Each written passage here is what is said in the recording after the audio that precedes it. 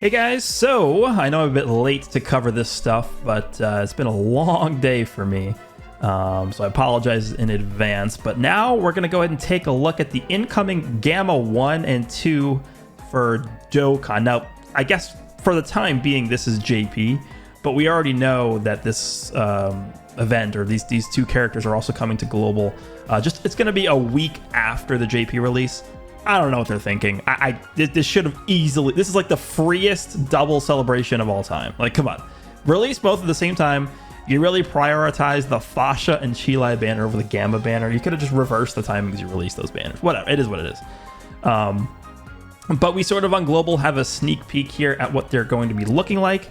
And I guess you can sort of look at this a little bit through the positive lens in which you get an extra week to evaluate how good they are by, looking at how they're performing on JP and then making a bit of a more informed decision on if you want to summon or not. So we're going to start off with Gamma 1 and then move into Gamma 2. The interesting thing about these characters is they're both Dokkan Fest exclusives and they both have their own Dokkan events. They also are going to be featured on the same banner. So this is I guess a throwback to like the sort of Hope Trunks and the Tech Merge Zamasu when they came out. Because those characters also were Dokkan Fest exclusives, but they released on the same banner, so pretty interesting. All right, so let's start with Gamma 1. He has the Movie Heroes or Artificial Life Forms leader skill, key plus 3, 170 across the board. Then he gives the extra 30% boost to characters who are in accelerated battle and worthy rivals. So Movie Heroes obviously has, been getting a decent amount of buffs recently. By decent amount, I mean they're just like easily the best team in the game. It's not even close. Ever since the anniversary, they've just been nonstop getting a ton of buffs. But pretty good leader skill. Artificial Life Forms is pretty expansive, and then obviously Movie Heroes has like the best roster in the game essentially on it. He does have an entrance animation. The super attack is the Gamma Blaster, raises attack and defense for 1 turn, and causes immense damage. Before we jump into the passive, the one thing I will say about Gamma 1, and also this applies to Gamma 2 as well, is the animations of these characters does not include, the later portion of the movie. Obviously, if you guys have seen Superhero, you know that Gamma 2 has a very, very heroic, iconic, whatever you want to call it, scene at the end of the movie, or close to the end of the movie, and that is not included as a part of this Gamma 2's animations. So they will probably be giving us some kind of LR Gamma 1 and 2 together at some point later, which I think is pretty obvious considering that these guys are only doing animations from like the first part of the movie. So just keep that in mind as we go through this. We probably will be getting some different iteration of Gamma 1 and 2, if not a dual character later on. So the passive is a Hero's Duty. Activates the entrance animation upon entry once only. Attack plus 50%, and guard activated. Everyone's favorite mechanic. Guard activated against all attacks for 4 turns from entrance animation activation. So for the first 4 turns, he's getting guard and 50% extra attack. He's getting attack and defense plus 150% at the start of turn. He gets an additional 100 attack when launching super attack. So this guy is basically starting out with 200% attack from his passive. Then he's getting an extra 100% attack when launching a super attack. That is obviously going to multiply into that first portion. Going to be a lot of damage. Then on top of that, he's getting an extra 20% attack and defense, as well as 10% damage reduction for each attack received. That is also going to be multiplicative. So this guy is going to be hitting insanely hard. Think about this. He's getting, for the first 4 turns, I mean, obviously the 50% is only applicable for the first 4 turns. He's getting 50% attacks. That's 50, 150, and then 2 different multiplicative instances of 100% attack. Like, this guy's going to be just rampaging. And I would argue that this guy is a defensive unit, because if you guys noticed, 4 turns of guard, and then in the meantime, he's building up his damage reduction every time he's hit. So if he gets hit 5 times, he is going to be able to get up to a maximum of 50% damage reduction with the ridiculous amount of defense he's also going to have. So this guy's looking pretty good. Don't forget he's also raising attack and defense for 1 turn on super attack. So yeah. Then he gains a medium chance to perform a critical hit for the rest of battle once 5 or more attacks have been received. Pretty easy to get. Just, it's a flat extra 30% crit chance for the rest of the fight. Pretty good. Then he's also supporting all allies ki +1 and defense plus 30%. And then he has a 70% chance, a great chance, of evading enemies' unarmed super attacks and countering with tremendous power. The one comment I will make about this, and I did mention this in the tweet itself when I posted these translations, is the fact that this does contradict, if you guys saw the animations for these characters, this information does actually contradict the super attack preview video. Because in the super attack preview video, Gamma 1 counters Gohan's Kamehameha, which obviously is not an unarmed super attack. So it's a bit, it's not clear which type of super attack this Gamma 1's able to counter. But I will personally go with the description that the card has. I'm not going to go with the super attack preview video. I think this is probably more up to date. I'm going to assume that it's a great chance to counter unarmed super attacks instead of key-based super attacks, and that makes sense once we take a look at the Gamma 2 later. But links are Android Assault, Cold Judgment, Red Ribbon Army, Shocking Speed, Hero of Justice, Signature Pose, and Fierce Battle. Now this, I think, is probably I guess you could call this the biggest weakness of these characters, is that, I mean, we knew this coming into this, right? I remember making a tweet about this a few days ago, just, forewarning people that this was going to be the case. Very obvious that the links on these characters are not going to be great. But they will be great if you link them up with each other. And that's obviously the intended use of these characters. So if you only pull one and not the other, that's really going to be, they'll still be good. Like, this Gamma 1's obviously still going to be good without having Gamma 2, but link-wise, they're going to work the best next to each other. Categories, we have movie heroes. Good thing they're on there. Android, Special Pose, Accelerated Battle, Worthy Rivals, Artificial Life Forms, and Defenders of Justice. So really, really solid unit. I don't really think I could have asked for anything else here. This guy just seems like he'll be insane. He's guarding while he's building up his damage reduction and defense from being hit. He's building up his crit chance from being hit. He's supporting with defense. He's supporting with one key. And he has a chance to counter unarmed supers. Like, he's just pretty decent leader skill as well. He's just very, very good. Very, very good.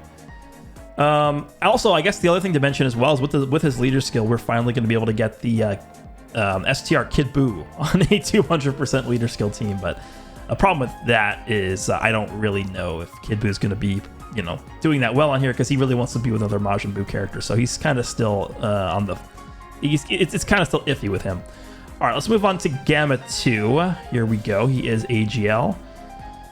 So the thing with Gamma 2 and Gamma 1 is I sort of built them to be pretty similar to each other. And this is kind of like a Goku and Vegeta situation where, like, I just like to always go back to the example of, like, 4th year anniversary. We have the Super Saiyan 4 Goku and Super Saiyan 4 Vegeta, where they're kind of doing the opposite of the other character. That's kind of what we have here, but it's not directly that linear here. All right, so Gamma 2, leader skills, movie heroes, or Android, or Special Pose. So he does have a triple category leader skill, similar to the Kid Goku that just came out on JP. And then he's also giving the 30% stat boost to Accelerated Battle and Worthy Rivals. So pretty damn good leader skill. I mean, Special Pose is not really good. A good category, I guess I should say. That's obviously why they felt the need to give him 2 other categories, one being movie heroes. We definitely don't have enough movie hero leaders at this point. Super attack effect is the exact same as Gamma 1. Raise attack and defense for 1 turn, causes immense damage. Passive is proof of a hero. Activates entrance animation upon entry, once only. So, this is exactly what I was talking about. Instead of getting attack for 50%, as Gamma 1 does, he gets defense plus 50%. And he also has a chance to do... he does do 2 additional attacks, each of which has a medium chance to become a super attack for 4 turns from entrance animation activation. So that kind of reminds me of LR STR Cooler, LR Final Form Cooler. But this guy's getting 2 additionals from the entrance animation instead of just 1. And then they each have a 30% chance to become a super attack. Then he's getting, as similar to Gamma 1, 150% attack and defense.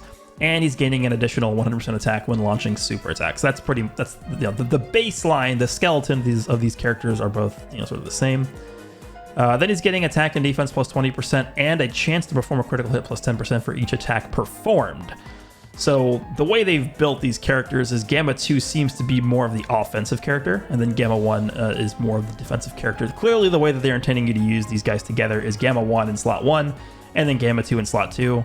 Clearly, it's because of Gamma 1 and 2, right? Makes sense.